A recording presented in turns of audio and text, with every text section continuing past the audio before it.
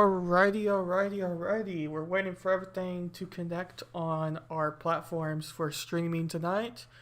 I'll quickly remind everybody who's viewing on any one of my live stream platforms that I have made a Trovo account as well under the Breakdown with WB. So if you're somebody that wants an alternative platform to listen to, you can go ahead and check me out on Trovo, and I have my content and live streams posted there as well. But welcome to the Breakdown with Berckenhoff episode 20, Biden Likes His Pin. The last episode I did was actually during the Capitol raids, like literally during the Capitol raids. They were happening live on air, and we watched some of Stephen Inauguration, who is a friend of myself and a group of streamers. We all are on Freedom Scoop, so if you like similar content like as I listen to here, or as I talk about through my podcast or individual streams, you could definitely check out any number of them on Freedom Scoop. Either the Generational Gap, Stephen Inauguration, Jay Egger, the Freckles and Brit Show, or anyone else that is on that platform, including R-Rated Conservative. So, once again, if you like the sort of stuff I do, you may like them as well, and I would highly suggest that. But as I was just saying, our last podcast I did was actually during the live raids, so there wasn't a whole lot necessarily. There was a lot to talk about at that time, and it was a pretty long podcast itself. But I finally am going to get back into doing the podcast and be streaming a lot more now that I have kind of figured out my schedule. But as I was just saying, our last podcast, now that I kind of have figured out a schedule and everything to do, so once I have that all set, so I'm going to be streaming a lot more, at least a couple times a week. I'm hoping to do at least something every day. There may not be a stream every day, but maybe an individual video on my YouTube every day.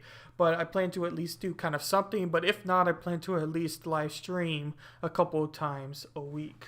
So if you like my content, you can definitely check that out. And my next live stream is going to be on justice reform. And by the time you're listening to this on your podcast, if you listen to it as a podcast on Spotify, Google, or Apple Podcast, it will already be up by then. But it's over justice reform and trying to kind of fix the justice system, because the United States is definitely very wrong in what they do in their justice system, and there's a whole bunch of fixes that I think need to be done to the United States justice system.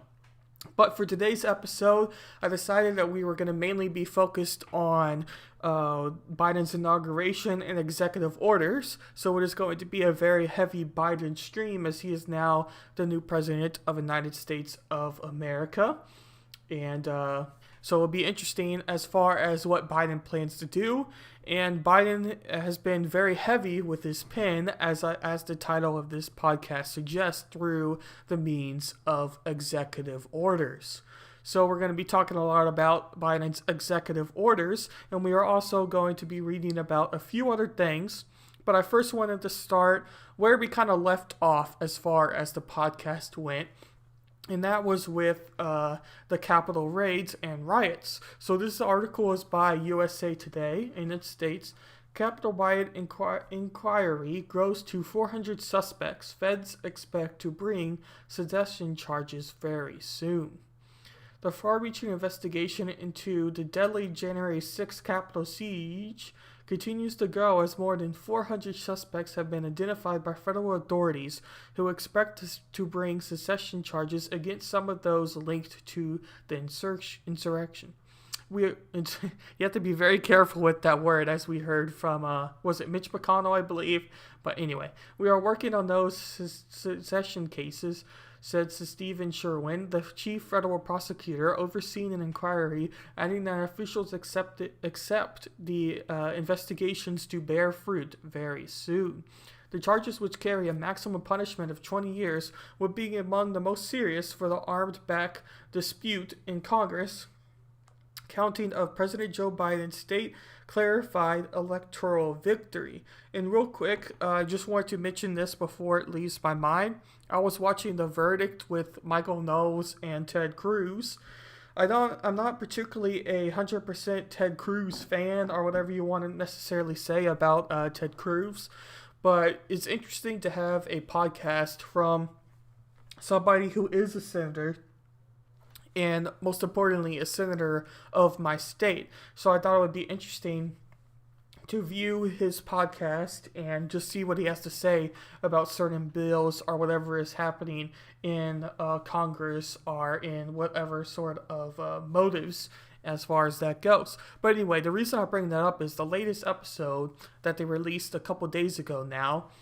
Ted Cruz was talking about this very incident, and he brought up the point that he was with a group of 11 people, and they were going to go against the commissions and go against the debates, go against the thought process of who won the election. So what I mean by that is Ted Cruz and 11 others, including Ted Cruz, 11 senators, were going to say, look, we don't think that this election was fair. We're not saying that that President Trump has won by any means, but we think there was enough fraud, and we think that this fraud needs to be at least debated or at least talked about. And by the way, Susan, I'm not saying that Mr. Trump won the election or that there was fraud that would overturn the election or anything like that. I'm just saying what Ted Cruz said.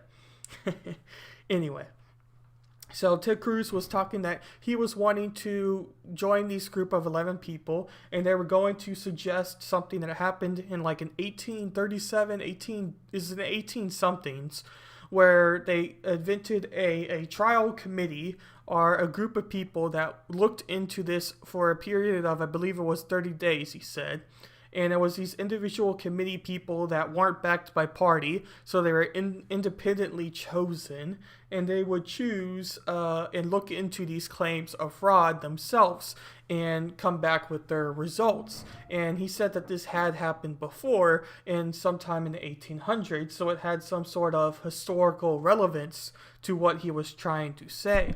So he was in the middle of talking about that, and they were going to do it on the first state, which would have been Arizona. So when Arizona gets called by Mike Pence, if anyone disputes the claims and blah blah blah, the legal process, they were gonna get up and say, "Hey, we don't think that these results are accurate, and this is what we suggest." And then that was going to have to get voted, but people are going to have to go into their separate chambers and debate these claims, and it goes Republican, Democrat, Republican, Democrat, Republican, Democrat, Republican, Democrat, and so on, and for a period of at least 2 hours. So Ted Cruz was kind of explaining that process and explaining that claim. But the main reason I bring this example up was right in the middle as they were doing that, the Capitol Police came in and closed the doors and had a little bit of urgency to them. And basically the whole gist was, and they didn't really necessarily know it at the time, but there was people breaching the Capitol. So eventually their Senate chambers became compromised, and the Capitol Police didn't think that they would be able to secure the senators and had them evacuate the Senate chambers and into their individual offices where they could be more safe and more secure and not in the entire Senate chambers building. And Ted Cruz explained this in a lot more detail. Once again, if you want to check out his claims he had on his show, The Verdict, with Tom Cruise, where he explained it in much more detail. But the main reason I bring that up was they were in the middle of talking about that when these Capitol riots happened. So I thought it was very interesting to kind of bring up and to debate and think about when it comes to what particularly was happening at that time. So now that I kind of brought that up, I was wondering what was going to happen from these Capitol raiders. Now, a lot of people, and this was very, very interesting, really, to me, very, very interesting to me about how this happened and people thought about or whatever you want to necessarily say. But that being the claim that a lot of people at the time thought many conservatives were going to be for these Capitol riots, or at least encouraging them through maybe their talk shows on the radio or through YouTube commentary, whatever their platform might be. But essentially, they were going to support these raiders in what the Capitol did.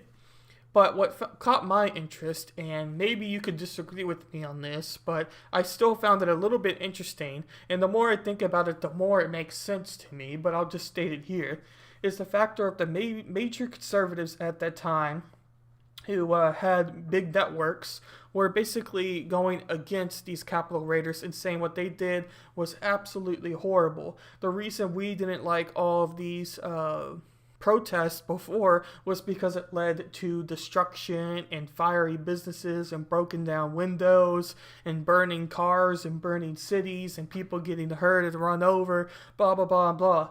And this is the same sort of thing what happened in the Capitol riots. So, of course, I don't endorse the Capitol riots. And I'm like, okay, I mean, I see that makes sense, but I'm not 100% with you. And this is where I kind of say the more I think about it, the more it makes sense. And that being really the claim of this.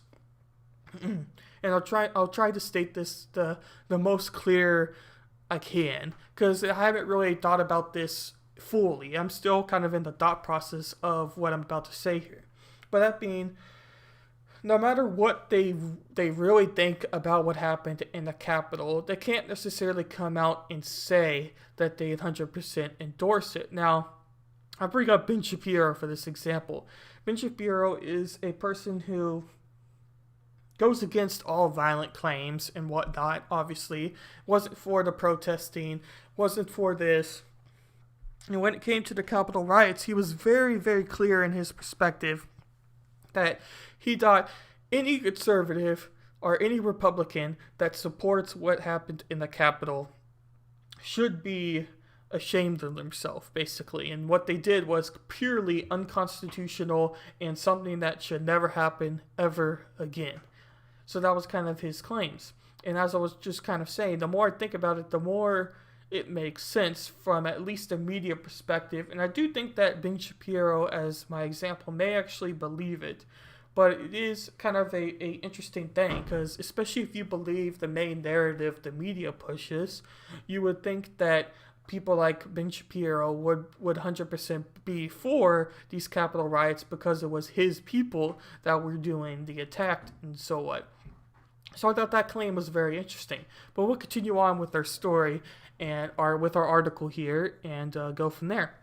The charges, which carry a maximum punishment of 20 years, would be among the most serious for those in the armed attack to disrupt the Congress, counting on President Joe Biden's state-certified electoral victory.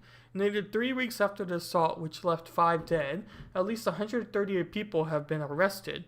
And Sharon said the numbers are going by the hour. These cases are moving at a very rapid clip, the prosecutor said.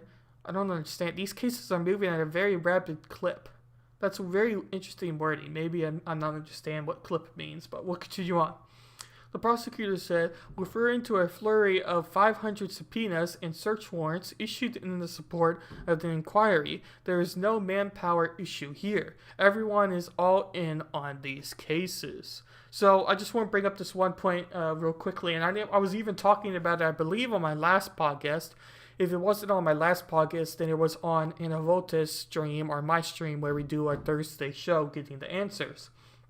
But we mentioned that a lot of these people who were attacking the Capitol building weren't arrested at the time.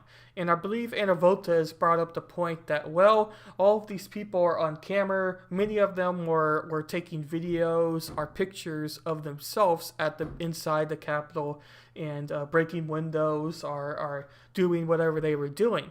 So eventually these people were going to be arrested or charged because they were basically unafraid to have themselves on the camera. So the people were going to be arrested. It was just a matter of time, because a lot of the mass media sources right after these raids were basically saying that if this was Black Lives Matter that attacked the Capitol or attacked some other sort of major government building, that the police would have had no problem arresting all of these people, and right then and right there.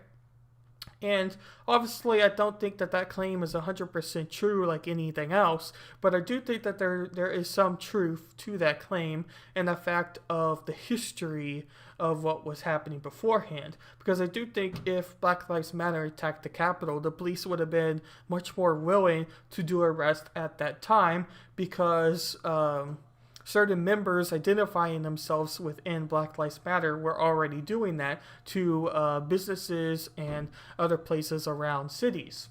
And the reason I say they identify is I don't think a lot of people who did these sort of things are people that 100% believe in the movement. I think they're simply using the movement for their needs and wants. You could say that you're a part of BLM in this case and decide to do mass destruction and say, yeah, no, I'm a part of these guys, and thinking that you might get, not attacked by anybody or the media or whatever the claim might be. And I really don't think the people who are truly trying to pass better legislation are truly trying to create an environment better for everybody, or in this case for blacks, that they would go to the extreme of destroying businesses. So I don't think a lot of those people who said they are a part of BLM or said they were a part of whatever else were actually a part of those movements, and more just using it just so they could get out their anger or do something and hopefully don't face criminal charges for doing so. But I digress. We'll continue with our article here. The criminal inquiry has been playing out across the country, while the Senate is preparing to host an impeachment trial of former President Donald Trump, accused of inciting the rioters to storm the Capitol, and we're going to be talking about that at the end of the podcast here, but we'll continue on, so I don't want to spend too much time on that yet. Excuse me. While the public has flooded authorities with more than 200,000 pieces of digital media to review, Assistant FBI Director Stephen D'Antonio, I'll just go with that, said investigators continue to appeal for help in the search for the suspects who planned pipe bombs at the headquarters of the Republican and Democratic National Committees. Federal officers have offered a $75,000 reward for information leading to an arrest in the case, which D'Antonio described as a top priority. So basically, they're starting to arrest some of those Capitol rioters, and I don't think anybody who followed this sort of news or content was thinking that the people are going to get away with what happened, especially when you're talking about attacking a federal building and let alone the actual capital of the United States of America. The thought that you were going to be filmed doing so and doing the violent acts and not be arrested or not at least charged in a fine seemed very bizarre. So the fact that it's starting to happen now does make a lot of sense. Now, one other topic I wanted to get to before we start talking about Biden's inauguration and then Biden's executive orders is with the DC National Guard, and we are waiting for our article to load. Here we go.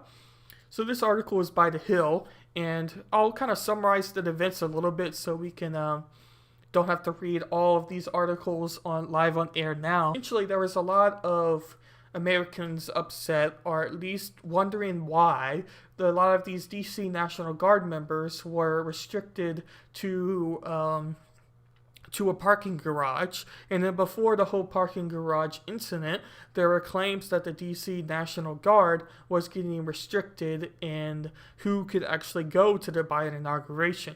There was claims that they were getting vetted. So essentially the soldiers who liked Trump or supported Trump or maybe even more Republican were not allowed to go to Biden's inauguration in fear that maybe they would want to be responsible in doing something they shouldn't have been doing because they believe Biden possibly is not the president of the United States, but rather Trump because of whatever reason they might be suggesting. So there was claims about that happening. Now, I've read several articles saying that this wasn't really the case, but I've also read several articles saying that this was the case, or at least is some truth to it. And as I often say, it's probably most likely the middle of the two perspectives. So there probably was some sort of censorship or some sort of involvement in who can go and who couldn't go. So the extremist members of the National Guard, or maybe people who were very pro-Trump, were probably not allowed to go. I do think that that is possible. Now, I've heard that that is unconstitutional and not allowed for various reasons. And I don't necessarily know the parts of the Constitution are the reasons they are pointing to, but I assume it is essentially that the act of doing so does seem a little bit suspicious and does seem a little bit un-American to a lot of people. But at the same time, your ultimate goal of being a National Guard at this inauguration is making sure everybody is safe and the president is well alive. So the idea that you might want to get rid of somebody who might have a motive of doing so makes a little bit of sense, but at the same time is a little bit of an interesting claim. But we'll see what this article has to say. This is by The Hill. DC National Guard commander says Pentagon restricted his authority before riot. Pentagon officials restricted the commander of the DC National Guard authorities ahead of the January 6th riot on the commander. Oh, this is back to the riots, excuse me. I covered both. Anyway, normally a local commander would be able to make decisions on taking military action in an emergency when headquarters approval took too much time. But the commander of the General of the DC National Guard told the Post of the Pentagon took that power away from him ahead of the Capitol riot, which meant he could not immediately deploy troops when the Capitol Police Chief asked for help as rioters were about to breach the building. All commanders normally have immediate response to authority to protect property life and, in the case of federal functions, federal property and life, Walker said in the Post. But in this instance, I did not have that authority. So that's interesting that they might have restricted his authority to protect the Capitol building, because especially at the time where it was actually happening, and when I had Anna Voltas on Thursday where we talked about the riots and everything that was happening there, we both found it rather interesting that the Capitol building itself was the one that got raided and whatnot, and the fact that they were able to do so looked really bad on the DC Capitol Police, DC Police, the National Guard, and everybody that's involved in keeping that building secure, because after all, it is the capital of the United States. But now we're going to get into what I was talking about earlier with the DC National Guard and the whole parking garage incident. And there's been several claims about what exactly this parking garage was or isn't, because there were several tweets at one point saying that these National Guard members had to sleep in the parking garage, because there was photos of some National Guard members on Twitter or whatever media source taking naps and doing things that seemed very suspicious for what the National Guard should have been doing. So in other words, the idea of putting that amount of people in a parking garage and having them sleep seemed very wrong to do to the National Guard, even if they are National Guard members and aren't exactly VIP type of people or candidates. It's not like you need to put them in a resort or in a fancy 5-star hotel. They are National Guard. But the idea that you would do this to your own National Guard in the United States of America, in the Capitol, and have them sleep on the floor and be restricted to this tiny part of the parking garage, or just a parking garage in general, upset a lot of people. But then the claims came out that, well, no, these National Guard members did not have to sleep in this parking garage. They had hotels. This was just the parking garage was just a place for them to go to on their break and after the main speech of Biden, where they were seen in a line and waving at Biden, and Biden waving back at them. So basically, the whole claim that the National Guard had to spend their night or sleep in that parking garage was untrue. They had hotels to go back to and hotels to sleep. Now, once again, these hotels were not five-star hotels or anything like that. I don't know if the hotels were actually verified. I'm sure that somebody has probably released what type of hotel it was or what hotel it is that they were staying at, or whatever the words you want to use. But I don't think that's really that important. The fact that they didn't have to sleep in this parking garage is more than important story in here. That being said, there were still thousands of members of National Guard that were restricted inside this parking garage and only had 2 bathrooms to use. So there's still a lot of people in a small amount of space in a parking garage. So a lot of people are also arguing over the factor of should we have done this to our own National Guard members in the United States of America. It's not like we are sending them out to tours. Now, the National Guard is not usually the ones that have that happen, but you also have to make sure you consider all factors when we look into this story and look into this idea. So I wanted to make that clear before we get into this first article by Politico, because it's kind of rather interesting. And I was listening to a video on YouTube about these 2 Army people, these 2 Marines that were talking about, well, they didn't necessarily see this as being that bad because this is actually kind of not necessarily luxury for even the National Guard, but these soldiers are expected to not necessarily live in comfort and are the whole idea of sending them off. So basically their whole point was you're supposed to train soldiers, even the National Guard, who are soldiers, but we're talking about Marines to National Guard. There is a difference there, but let's just say soldiers to make the example easier. You're supposed to train all soldiers in being uncomfortable so that when they actually get deployed, or maybe get deployed, but again, let's make the example easy. So when they actually get deployed, they don't have to live in environments like hotels. I mean, that just makes sense, right? So they didn't really necessarily see this as that big of a deal. It's more just a perception that this was done in your own place, in your own backyard, rather than across a nation.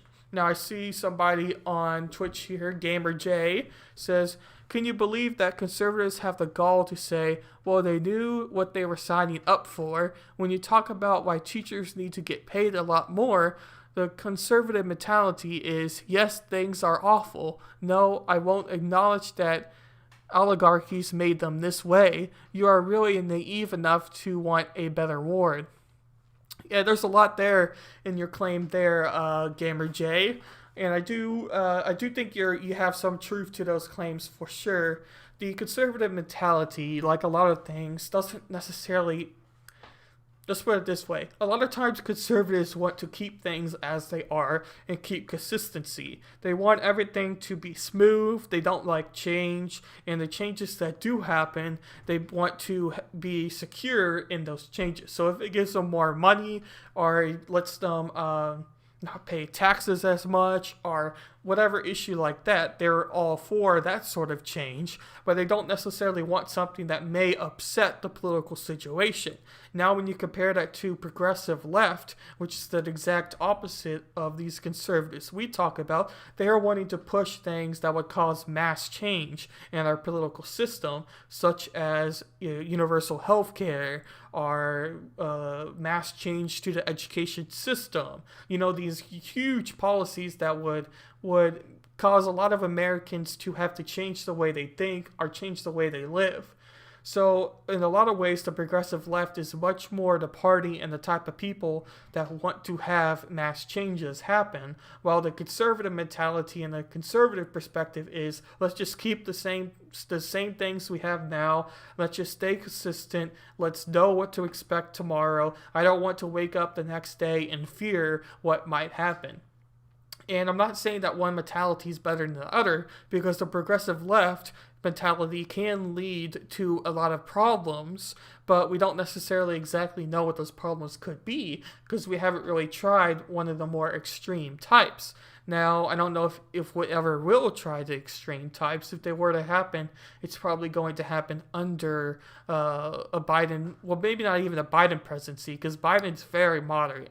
Biden is very establishment Democrat. He's not somebody that may push for extreme progressive policies, but it would have to be done almost with full control of presidency, House, and Congress like we have now. But I'll continue on with this story by Politico. Thousands of National Guardsmen were allowed back into the Capitol Thursday night, hours after the U.S. Capitol Police officials ordered them to evacuate the facilities, spending them outside or to a nearby parking garages after 2 weeks of pulling security duty after the deadly riot on January 6. One unit, which had been resting in Durkin's Senate office building, was abruptly told to evacuate the facility on Thursday. According to one guardsman, the group was forced to rest in a nearby parking garage without internet reception and just one electrical outlet, and one bathroom with 2 stalls for 5,000 troops, the person said. Temperatures in Washington were low 40s by nightfall. Yesterday, dozens of senators and congressmen walked down our lines, taking photos, shaking our hands, and thanking us for service. Within 24 hours, they had no further use for us and banished us to the corner of a parking garage. We feel incredibly betrayed, the guardsman said. And that's kind of what I was mentioning earlier, and I don't know if I necessarily explained it too well, so I'll kind of restate that point here. And really, the guardsman said it best. But the whole idea is about perception. So a lot of people got angry at this because of the way it looked.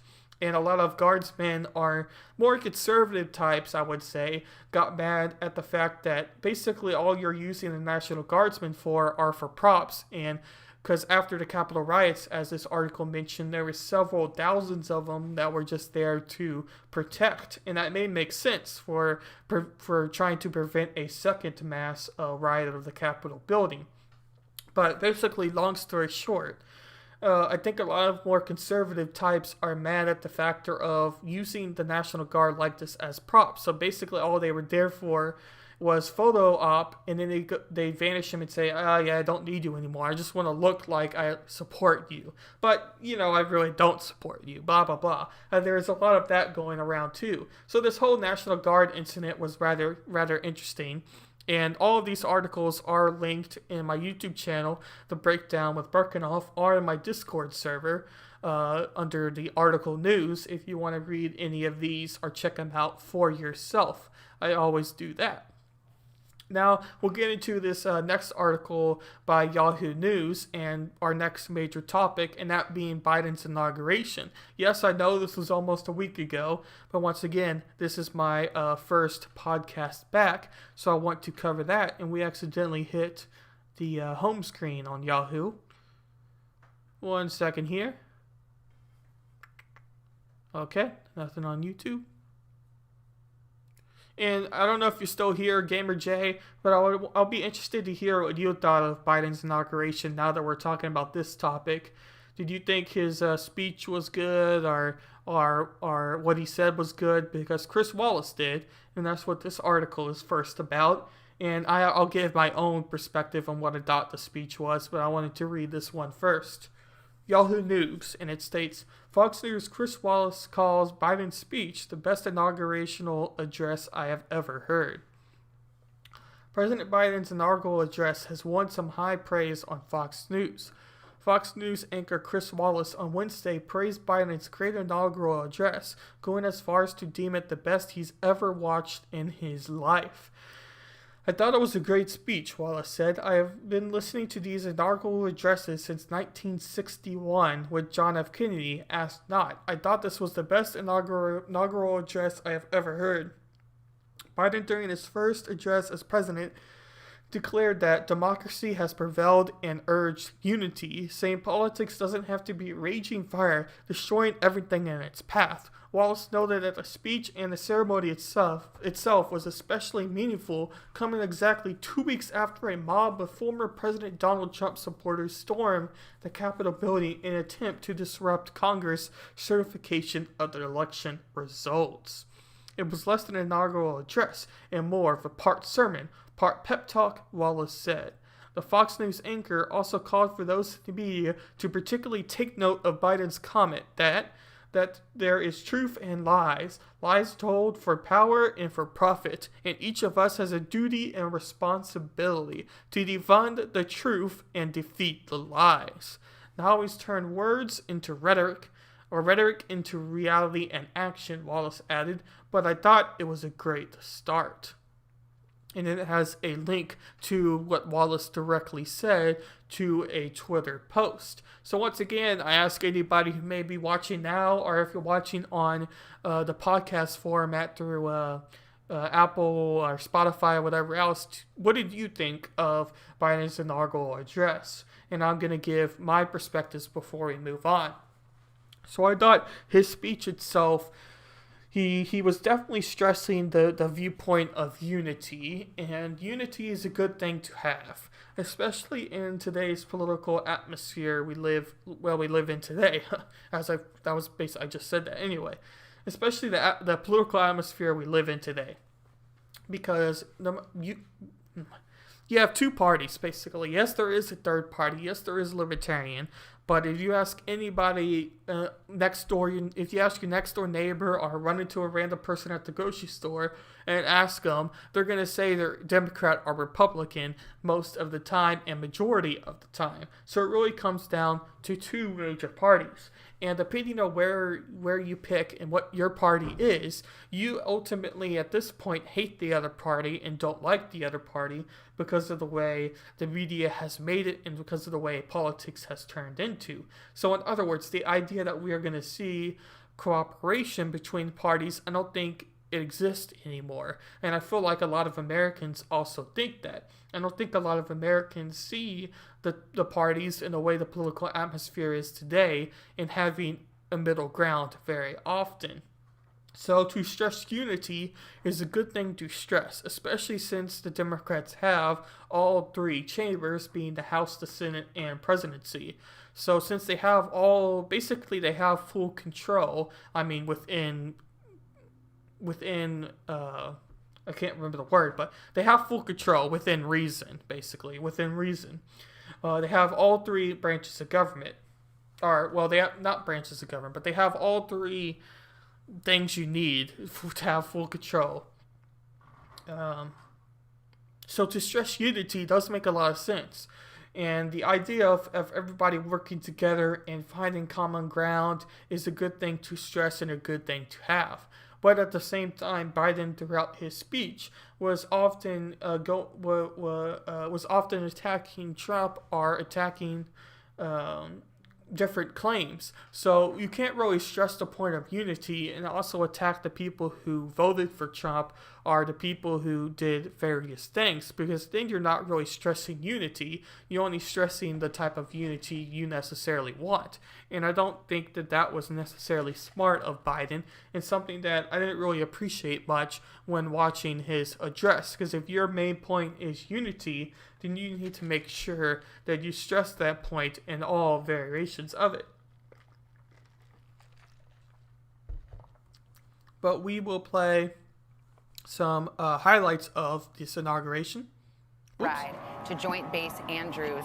Ladies and gentlemen, please welcome the President and First Lady of the United States, Donald J. Trump and Melania Trump. What is this? One second. Fast forward a little bit here. The vision of a more perfect union in our land.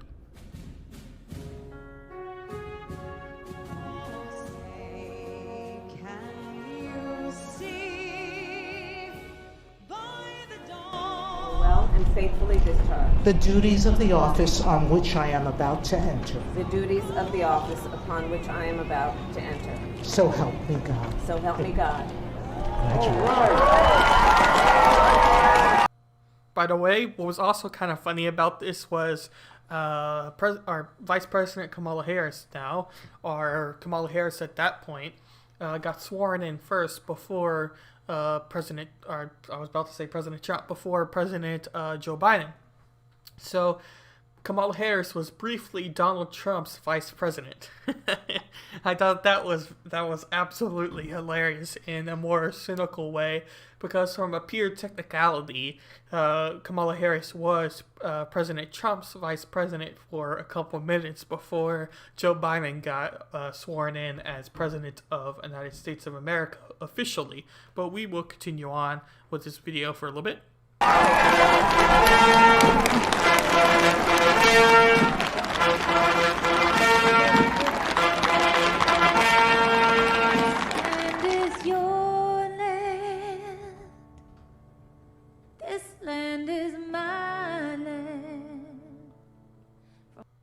Privilege and high honor to be the first person to officially introduce the 46th President of the United States, Joseph R. Biden Jr. And yes, that was Amy Klobuchar.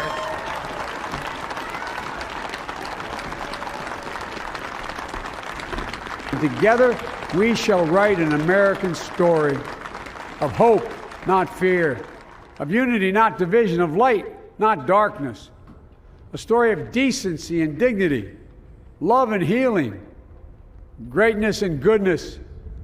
May this be the story that guides us.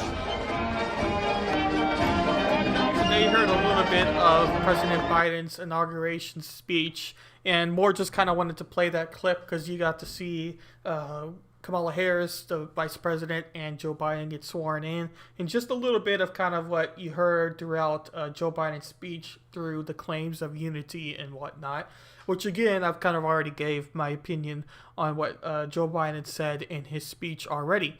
One other kind of funny thing I wanted to mention before we move on here is the White House official account, the official YouTube account that has 1.9 million subscribers. It would be interesting to look at the YouTube analytics. I wonder what it had under Trump.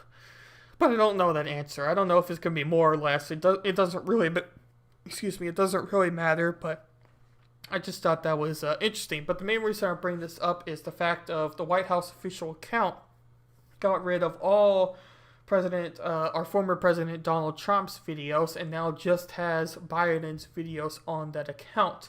And he also live streamed the inauguration speech itself, and that video is now unlisted, meaning that you have to have the link to view it, because it got a whole bunch of downvotes compared to upvotes. And really, I think that was a lot of people just doing it for the memes. But it is interesting that he was supposedly the most popular president in history, and he has that much downvotes to his whole thing. But ultimately, I think that just comes back to kind of internet culture or meme culture. And once something gets trending, especially when it's at that level of trending and about the president, there's going to be a lot of people that are just going to do it for shits and giggles, in whatever you want to use for that specifics there. Now, the next thing we're going to talk about is Joe Biden, and the reason I titled the episode Biden Likes His Pen, and that being his executive orders. So I also want to ask somebody a question, those who are maybe watching now or in the future.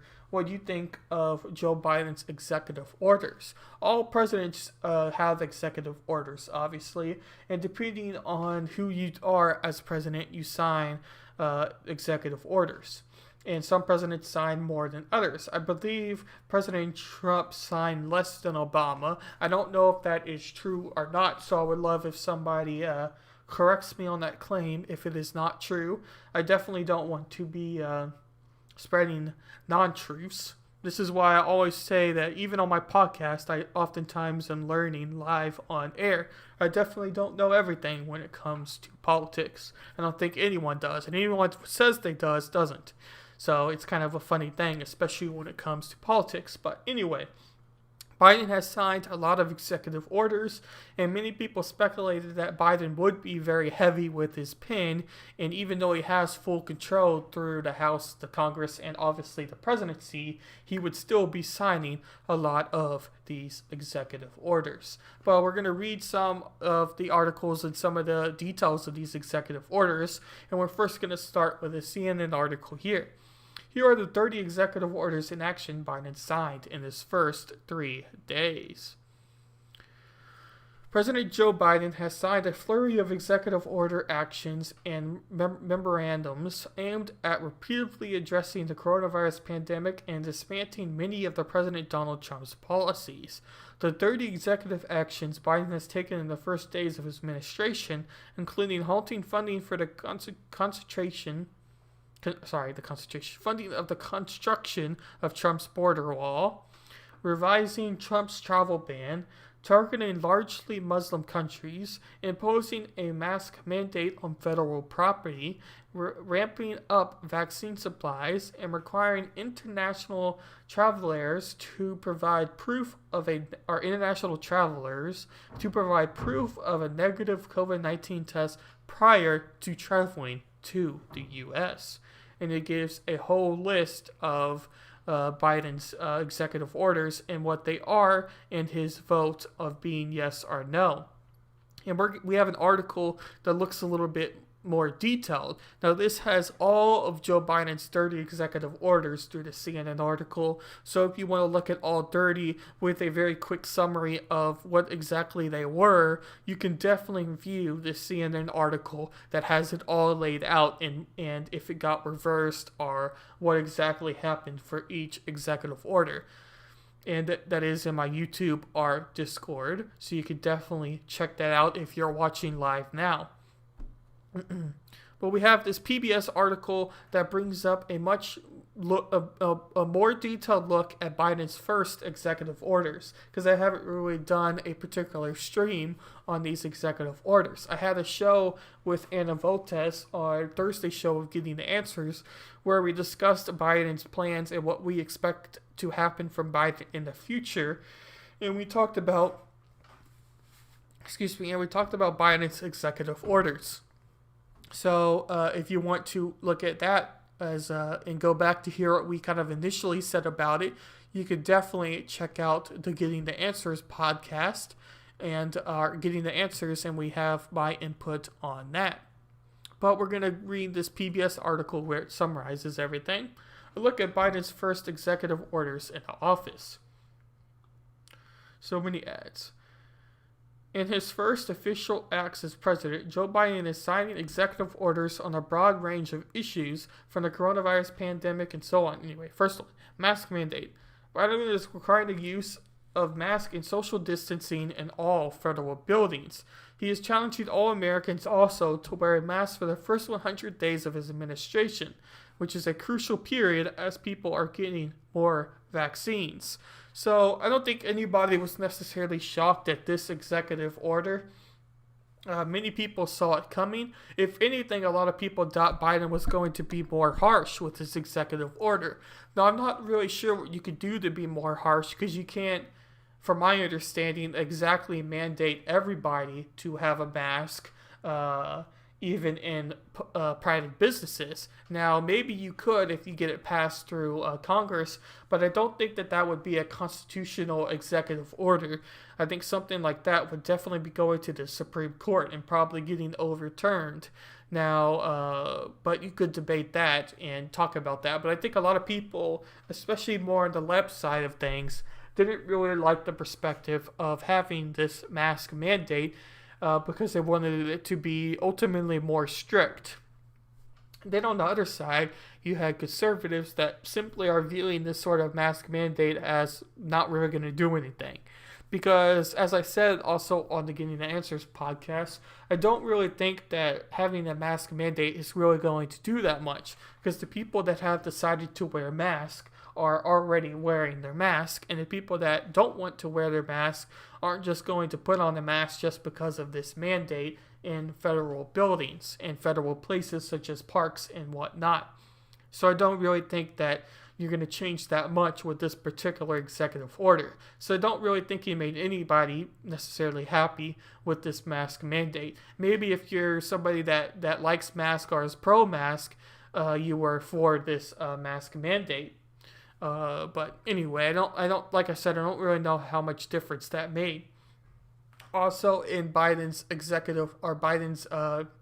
Yeah, in Biden's executive orders, he decided to rejoin the World Health Organization. So by joining the World Health Organization, we are now going to be working with other governments and other health officials across the world through rejoining of this World Health Organization. And because Trump removed himself from the World Health Organization, Joe Biden could add himself to the process without really any problems. So he did.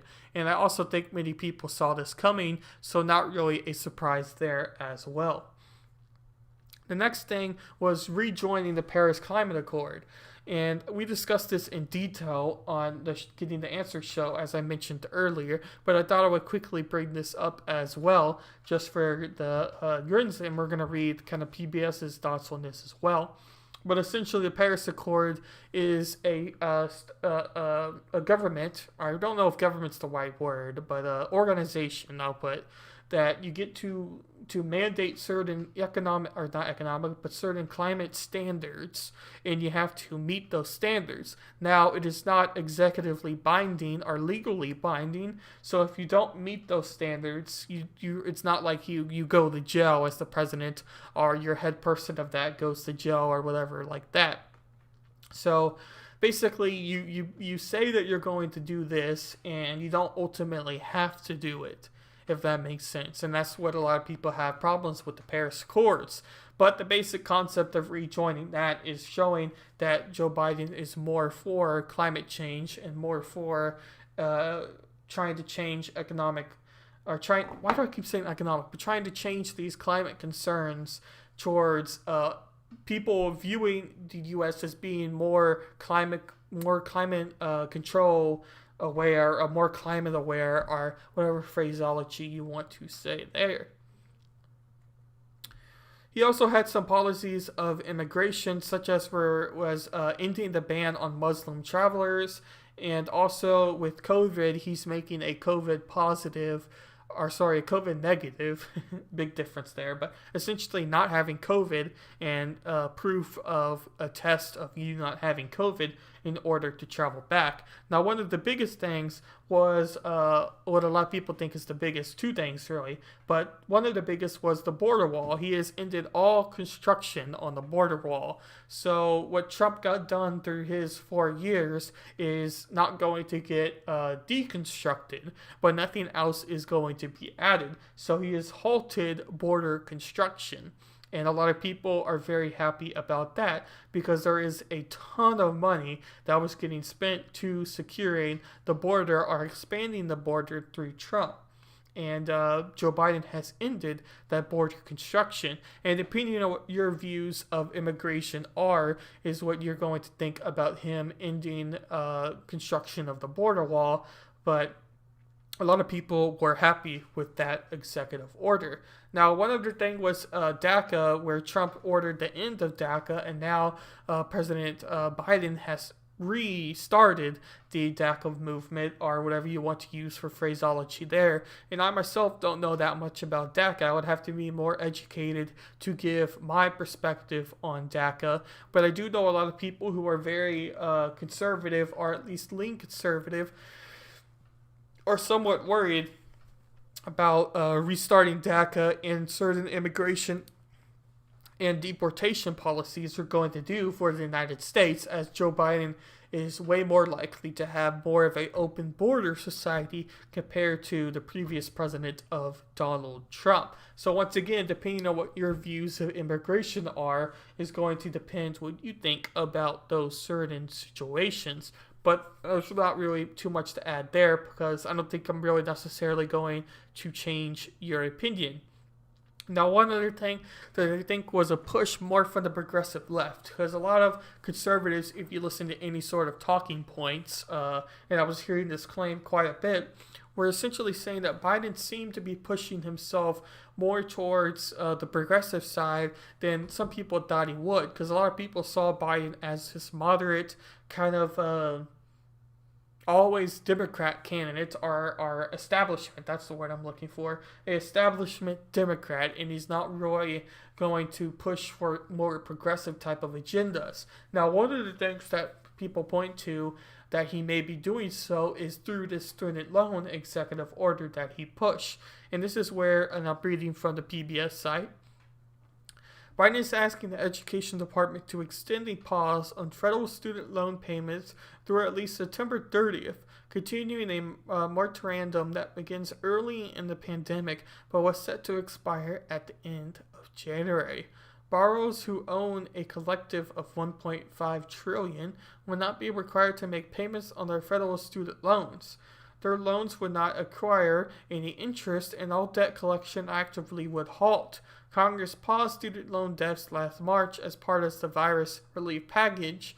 Biden's order does not include that type of mass debt cancellation, but some Democrats asked them to do.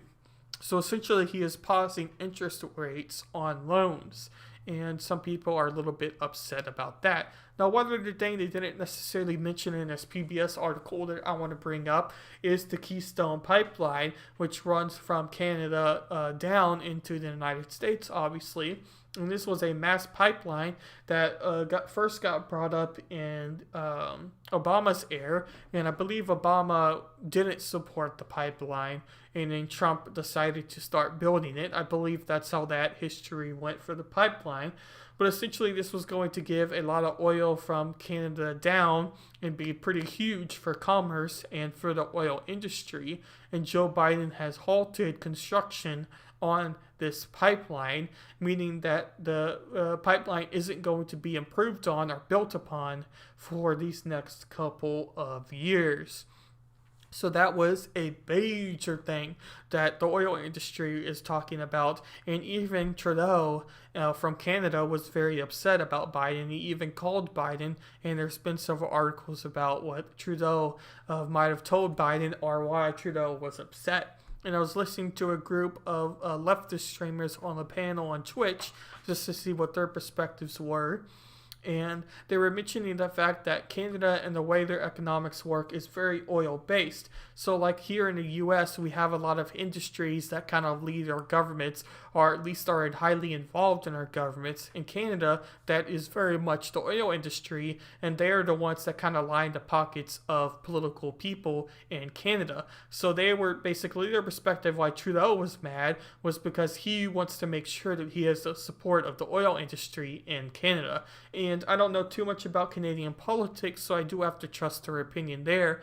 But that idea doesn't seem that extreme to me, so I definitely could see that perspective as being true. Now, one of the big things, as I previously mentioned, was Joe Biden's coronavirus plan, because throughout the process we heard that Joe Biden had the plan. And one of the funny tweets that was going around in various formats is this tweet you see in front of you here, and I'll read it for those who are listening on the audio platforms. It basically states here to the left of the screen, "We are 8 months into this pandemic, and Donald Trump doesn't have a plan to get rid of the..." We'll read the exact tweet. Let me blow it up. It cut off a little. We're waiting for the tweet to load. Sorry about that. Okay. This is from Joe Biden. "We are 8 months into this pandemic, and Donald Trump still doesn't have a plan to get rid of this virus under control. I do." That was from Joe Biden. Now this is 8 months later, or whatever it is, and Joe Biden is now president, and he states, Joe Biden, "There is nothing we can do to change the trajectory of the pandemic in the next several months." And this was from an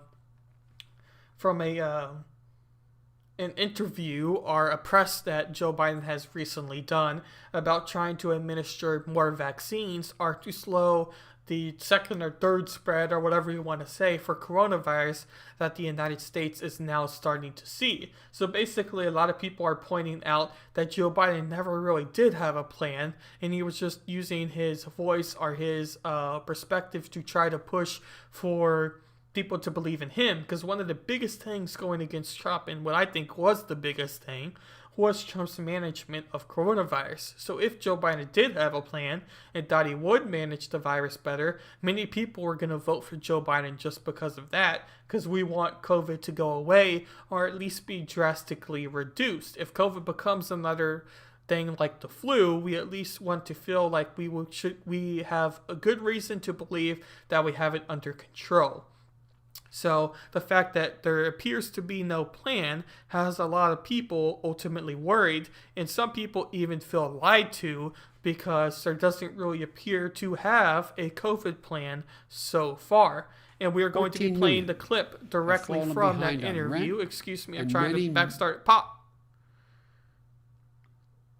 Come on, back it up. Back it up. Okay. We're going to be playing this clip from the tweet and basically the press conference that got referenced. But before I just keep blabbering on and make no sense, I'll play the video here. Approximately 14 million Americans, 14 million, have fallen behind on rent, and many risk eviction. If we fail to act, there will be a wave of evictions and foreclosures in the coming months as this pandemic rages on, because there's nothing we can do to change the trajectory of the pandemic in the next several months. So look, this would overwhelm emergency shelters, increase COVID-19 infections as people have nowhere to go and can't socially distance. The American Rescue Plan asks. So there we basically hear that what we just heard, there's nothing we could do to change the trajectory of the pandemic, despite many people believing that Mr. Joe Biden did have a plan for coronavirus, or now President Joe Biden had a plan or does have a plan for coronavirus. We're going to read one article kind of talking about this press conference and getting CNBC's opinion before I move on and talk about our next sort of issue going off of COVID and President Joe Biden's stance on it. And it is very hard trying to say President Joe Biden and not President Trump, because I'm so used to saying President Trump. I'm having to mentally think about it, but we'll continue on here. Biden says nothing can change the trajectory of the COVID pandemic over the next several months. And once again, this is a opinion piece from CNBC. President Joe Biden has painted a bleak picture of the nation's coronavirus outbreak in his first few days in office, warning that it will take months to turn around the pandemic trajectory and that facilities are expected to dramatically rise over the next few weeks.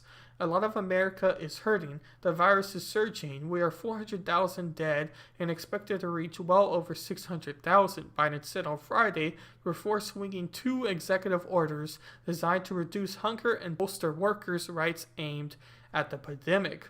The U.S. surpassed 400,000 total COVID-19 deaths on Tuesday, with a quarter of those coming over the previous 36 days, according to data compiled by Johns Hopkins University. On Biden's first full day as president on Thursday, he told reporters following a meeting with his COVID-19 advisors, including Dr. Anthony Fauci, that the nation would likely top 500,000 COVID-19 deaths in February. Biden warned on Friday that this outbreak continues. There's nothing we can do to change the trajectory of the pandemic in the next several months. So, once again, you do have to take context. So, if you take context into this, he was basically saying that if we do not pass stricter regulations or have more vaccine shots for citizens and do these things or whatever and follow my plan exactly, if he has a plan. But if we don't start to get more serious about COVID-19, then we are not going to be changing the trajectory. And that brings me to our next point. As I was saying and mentioning earlier, and I don't want to sound like I am too pro-Biden throughout this podcast here, because really I don't particularly like Biden very much. Neither did I really like President Trump or Donald Trump either. Neither did I really like Trump either. But I do think that Joe Biden does have a plan, and we're going to get into some of what he is planning to do here in these next couple articles. This first plan is starting with a more distribution of vaccine shots, as we see from Bloomberg News. Biden Biden team to buy 200 million more doses speed up vaccines. I can speak. Okay.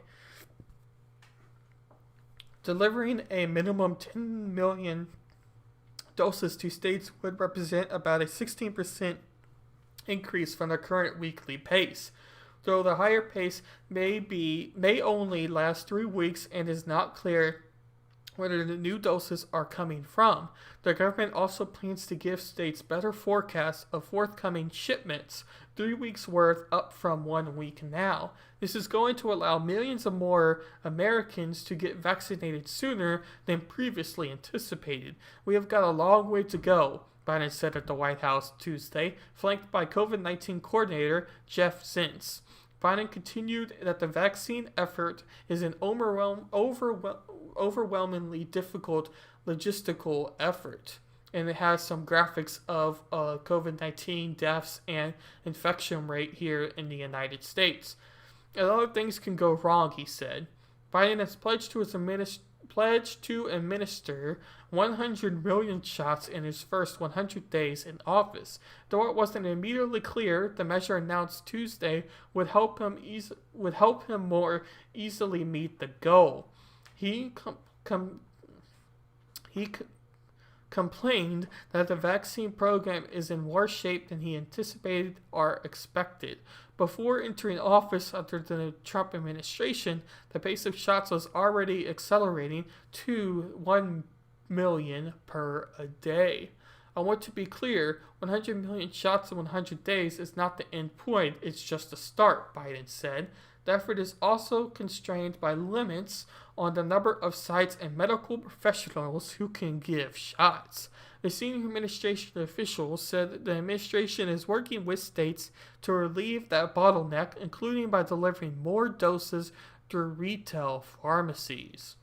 The official barraged reports Tuesday on the condition of anatomy ahead of Biden's remarks. The White House did not immediately respond to the questions about the cost of the new order of doses or where the funding would come from. Biden said he hopes that the vaccines are enough and that the U.S. has a surplus. And it goes on to talk a little bit more about Biden's plans to distribute the vaccine. Because as the article kind of mentioned, Biden and what he wants to do with an amount of shots was already kind of what Trump was previously doing. So he wasn't really necessarily increasing the amount of vaccine shots, but more just using a statistic that looks good to represent what he wants to do. So there really isn't going to be an increase in the number of shots per the day. But ultimately comes to what his legislation is going to do here in the future, which is more important than anything else. And that is what we are going to get into next with some of Biden's plans for COVID-19 through his executive order. But thank you, our contingency hello there on Twitch. Thank you for stopping by. Hopefully you like what you're listening to so far. I would love to know your thoughts on Biden. Do you think his COVID plan, or at least what you know about his COVID response so far, is good enough? Now, we're only in basically the first week of Biden's presidency, so that might be very hard to tell, but I think a lot of people are upset about what Biden has done with COVID even now, even though like he's in his first week and blah blah blah. I just feel like a lot of people are upset about Biden, no matter where you are on the political spectrum as far as COVID goes. So this is some of what Biden plans to do as far as his administration, and this is directly from the White House. It states, fact sheet: President Biden's new executive actions deliver economic relief for American families and businesses aimed at the COVID-19 crisis. Contingency says, I am in no way a statistician, but not enough, I guess. Yeah, it's hard to tell at this point, especially because COVID's such a hard thing to control. Like, obviously it is a virus, so it's not like you can just press the stop button and it end. But I think it's just a waiting matter to see exactly how Biden plans to do so, but we do see a little bit of what Biden is hoping to do in this executive order and in his policies that he is doing so far. His first thing here is addressing the growing hunger crisis facing 29 million Americans and as many as 12 million children by asking the U.S. Department of Agriculture to consider expanding and exceeding federal nutrition assistance programs. He also wants to ensure an adequate and effective delivery of direct payments by asking the Treasury Department to consider changing its delivery structure, and this would put a focus to relieve 8 million Americans who have not received financial assistance. So this is, I believe, referring to the earlier stimulus checks, because even the second round of stimulus checks that got passed didn't necessarily get into the pockets of people, neither did even the first. So even people that were promised and qualified for these stimulus checks didn't necessarily get the stimulus checks because we ran out of money and whatnot. The next point here, help approximately 2 million veterans maintain their financial footing. Next one, helping ensure that unemployed Americans no longer have to choose between paying their bills and keeping themselves and their families safe for COVID. So you might be asking, how does he plan to get some of these things done? Contingency Ree says, plus I am not American, I am just interested in American politics since it's way wilder and less boring than we have here. If you don't mind me asking, where are you from, Contingency Ray? Or Contingency Ree? I don't know why I said Ray. Anyway. But yeah, American politics is wild right now. Trump definitely upset the beast. I don't know if he ultimately caused American politics to become wild. I just think he exposed just how interesting American politics can be in a lot of ways. First point here. So this is how Biden plans to address the growing hunger crisis facing 29 million Americans. He does this by, across the country in 1 in 7 households and more than in 1 in 5 Black and Latino households report that the household is struggling to secure food they need. In December, Congress bolstered food assistance programs and provided new funding for food banks and school and child care meals. But these measures alone will not solve the growing hunger crisis in America. As part of the American Rescue Plan proposal, President Biden is calling on Congress to provide additional support to ensure that all Americans, regardless of background, have access to healthy, affordable groceries by extending the 15% Supplemental Nutrition Assistance Program, or SNAP. And SNAP is a big deal. Depending on what area you live in, depends how much SNAP you got. I was a grocery store employee, and depending on where I worked on the grocery store, I worked really in 2 locations. One location was in a more wealthy area, and there wasn't a lot of people who were on SNAP cards. It was more credit cards than anything else, or food stamps or anything like that. Then the next location I started to work at had a lot of SNAP cards, and it was in more of a country, kind of low economic area. So the more you get into people who are struggling to provide for their family, the more SNAP you start to see, being basically food stamps and government assistance for certain foods. You're from Indonesia. Oh, well, I don't know too much about Indonesia government or anything like that, but that's very cool. We're going to read 2 more things on this, and then we're going to go to our next topic, because really there's not too much information on what Biden plans to do for COVID. I do think he has a plan.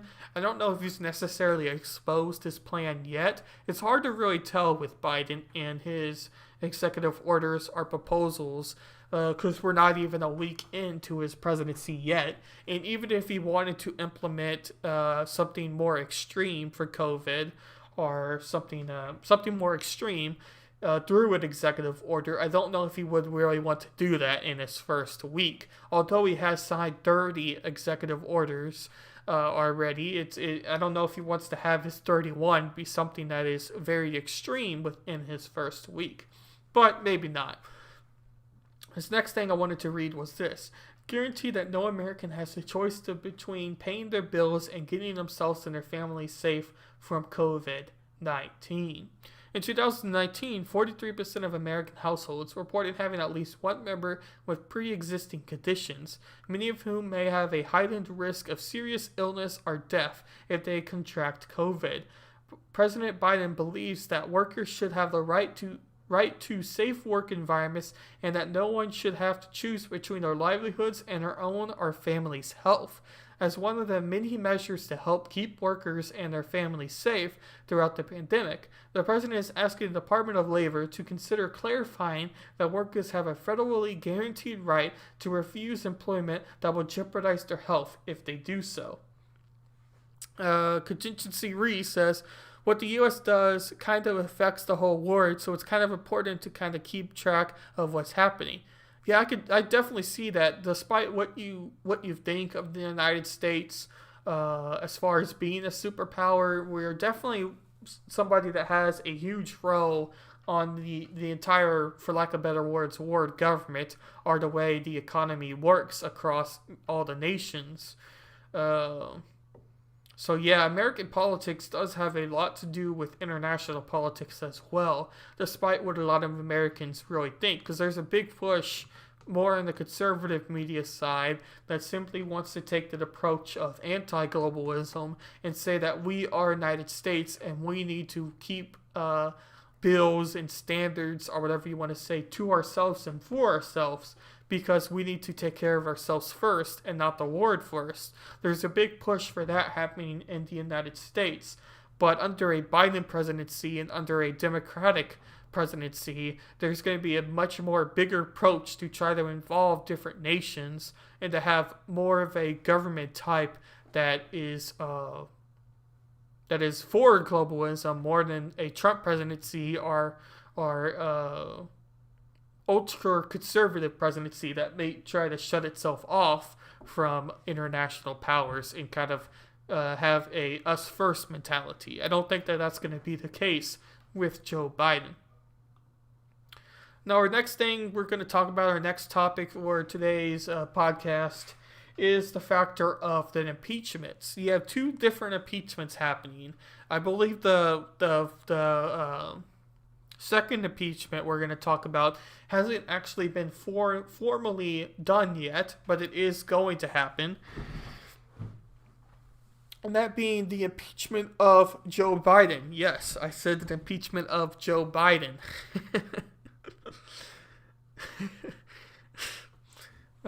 It's just so funny. The factor that Joe Biden, President of the United States of America, for his first week, is already going to have an impeachment at his desk because of his involvement with foreign governments and suspected corruption of Biden's family through Hunter Biden or just Biden himself. That being the second impeachment that was being done by a rookie Republican congresswoman is kind of the lead of that. But the idea that there's already impeachment for Joe Biden in his first week of presidency is ultimately depressing, because somebody who's followed politics for really since high school, not that that's been a very long time because I'm only 20 now, but even from my history classes and politics classes and just looking at politics, the idea that the way the United States politics is now is basically that any person, any idea, any president that happens in the future is now going to automatically have some sort of impeachment against him or her. And that is just crazy. I don't think that's something you want for the American politics. It clearly shows you how divided American politics is and just how bad the system has become. Because regardless of what you think about the Founding Fathers and how they laid out American politics to work, one thing we know for sure is that they would be absolutely depressed with how the American system is today. So the factor that we already have a suggested impeachment or going to be impeachment towards Biden, and it's not even the first week, and as Contingency Reese says, bro, it's not even a whole month yet, exactly. But anyway, the whole idea that you could just impeach a president just because is not something you necessarily want for the American politics or for any politics system.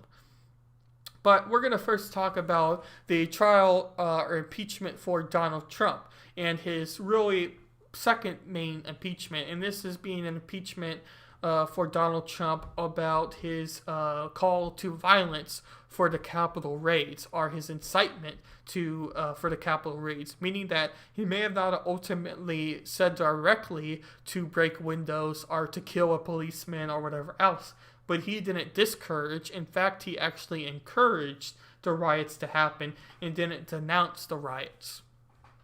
Now, Trump is not exactly the most clear person to listen to, and ultimately they're getting that from his speech. And this is why he was removed from Twitter and removed from many other places and mass censorship of Trump after his claims, because many people thought that he was not necessarily calling for violence, but at least not denouncing the violence that was happening. So this is kind of where this second round of impeachments are coming from. And if you take the perspective that Trump did ultimately incite violence or at least didn't denounce it, then you might be for the impeachment of the former president. Now you might be asking, is it possible to impeach a president who is no longer president? So in other words, is it impossible to impeach a former president of the United States? If you look constitutionally, and also this was on the verdict with Tom Cruz, where he was talking about this, because he's a very big constitutional guy. I don't agree with everything he has to say, but he was mentioning that this has been done in the past. I can't remember if it was done with a president. I think it was done with government members and not the president, but former government members who then left office had an impeachment towards them. I don't think it ever was a president, as I was just saying. But there is some sort of history and some sort of historical relevance of it in the past. So they can theoretically impeach a former president, or at least cause him to not have the availability to run for a third time in 2024. Now, there's debate even if Donald Trump would run for his third time against whoever candidate it might be, or maybe even Joe Biden again, even though I don't really see Joe Biden going for a second term. So maybe he would be running against Kamala Harris or some sort of other major Democratic candidate for presidency. But I don't even think that Trump may be wanting to run in 2024 again. But the idea could be that you are wanting to impeach or not allow the former president to run for a third time because of his claims for incitement of violence. But one of the more recent events off of this was with Senator Patrick Leahy, who will preside over Trump's impeachment trial, is taken to the hospital. Senator Patrick Leahy, Democrat, who would preside over Trump's impeachment trial, was taken to the hospital Tuesday, a spokesperson said. This evening, Senator Leahy was in a Capitol office and was not feeling well. He was examined by the Capitol by the attending physician. Out of caution, the attending physician recommended that he be taken to a local hospital for observation, where he is now and where he is being evaluated. David Clare, a spokesperson for Leahy, said. Leahy, 80, who is third in line of succession as the president pro tempore of the Senate, was just sworn in to preside over the impeachment trial.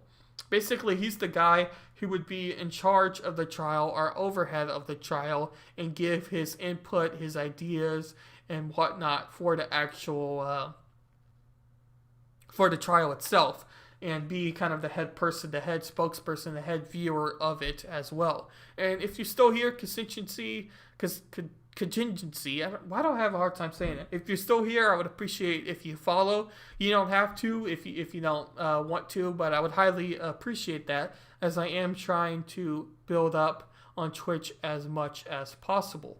But now we're going to get into kind of the funny impeachment, being the impeachment of Joe Biden, as I was previously mentioning earlier, within his first week as presidency, and as you pointed out earlier, within his, why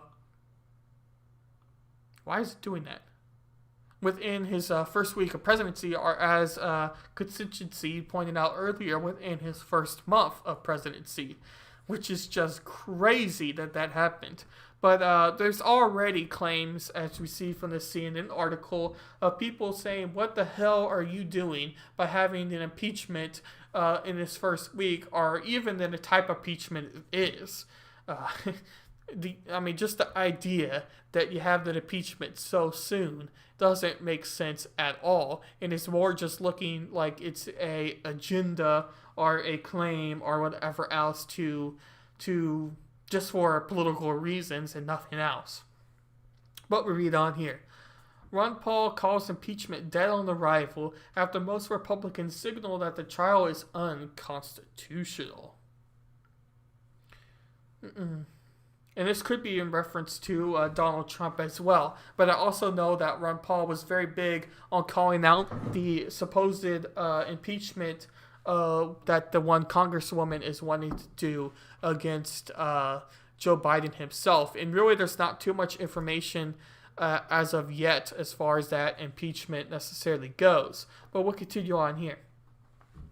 The Senate tabled an effort by Senator Ron Paul Tuesday to force a vote on the constitutionally of former President Donald Trump's impeachment trial, but the vote offered an indicator for how Republican senators who overwhelmingly voted for Paul's measure feel about the trial.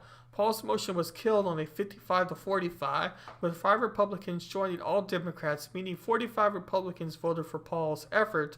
Republican Senator Mitt Romney of Utah, Ben Sasse of Nebraska, Susan Collins of Maine, Lisa of Alaska, and Pat Toomey of Pennsylvania crossed lines to vote with the Democrats. In order to convict Trump at his trial, at least 17 Republicans will need to vote with all Democrats when the trial next month. It just froze on me. Sorry about that. With Paul's motion, in order to convict Trump, at least 17 Republicans will need to vote with all Democrats when the trial begins next month. Senate Republican leader Mitch McConnell sided with Paul in the vote, a potential indicator that he agrees the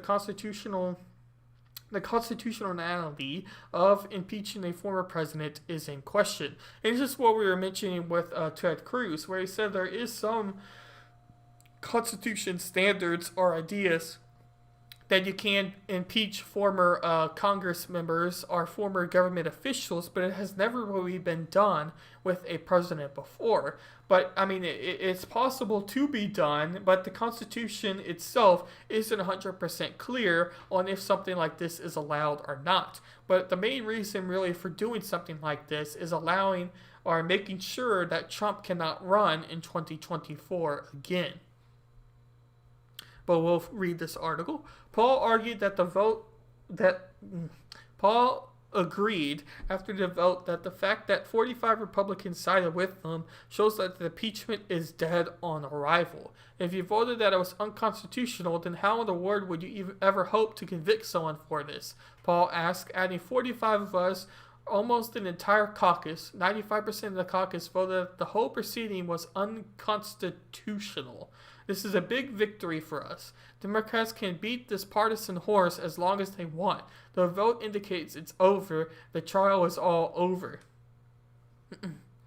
Even those Republicans who voted against Paul's measure, including Collins, said Tuesday the vote was a sign of eventual outcome of the trial. Do the math, she said. I think it's extraordinarily unlikely that the president will be convicted. Still, the trial will offer both sides a chance to make their case, and some lawyers who voted with Paul opened the idea that they could still vote differently next month. So ultimately it comes down to if you believe this impeachment trial is going to go towards Donald Trump or not. I don't think a lot of people are feeling very confident, even if you're someone that doesn't really like Donald Trump, which I think a lot of people don't really like him, and I myself don't particularly like Donald Trump as well. But there's a lot of difference between liking a candidate and thinking that he did something wrong. There's a big difference between the two. So I don't really think that Trump is going to get impeached the second time around, but I think, as I said before, the major concern right now, and what I see kind of here in the future, is the factor that I think these Democrats, our government itself, or whatever you want to use for your phrase word, are essentially trying to make sure that Donald Trump cannot run again in 2024. I think that is kind of the main focus here. Now, you could argue the factor of, will Donald Trump even want to do so? I don't necessarily think he would, but then you would be talking about one of his sons or daughter potentially running in 2024. If you take one of my friends from the Freedom Scoop, Jay Egger, he has a show every Monday. I was trying to remember what day it was today. So yesterday he had his show with Elaine, who's a libertarian, and she was basically one of Donald Trump's kids is going to be running for the party, is going to be running for the national ticket next year. And her whole perspective was the whole approach, or the whole idea would be like, hey, look, I am Ivanka Trump, or hey, look, I am Trump Jr. I can't remember what his name, Eric, right? Is it Eric Trump? I believe it's Eric Trump. And I'm running for President of the United States of America, and Mr. Donald Trump, your former president, is going to be one of my advisors. So you're still going to get someone like Donald Trump for presidency. She has a very big push for that. And I don't necessarily think that she is particularly wrong in thinking that. I could definitely see how there would be a possibility of that happening. But that's kind of all I had for today's episode. I highly appreciate you, Contingency Ree on Twitch, Liddy Rose on Twitch, and Gamer J all on Twitch for your support and comments. I highly appreciate all of that. I didn't see anybody on anywhere else, so thank you for anybody who's watching this in the future or right now, maybe, if I missed anybody. This will be up on my Apple and Spotify and Google and whatever else in a couple days, once everything processes. If you didn't, if you're listening now, I would highly appreciate if you follow wherever you're listening it from. Every follow helps and makes me more happy. What else can I say? So I don't see any other comments, so I'll go ahead and end today's podcast here. And I will be having a stream tomorrow talking about justice reform and what Mike can do for the justice system to kind of fix a very flawed system. So I hope to see you tomorrow, where we are going to be talking about the justice system and trying to fix all of that and everything to do with there. Thank you again, and thank you for stopping by and listening to the Breakdown with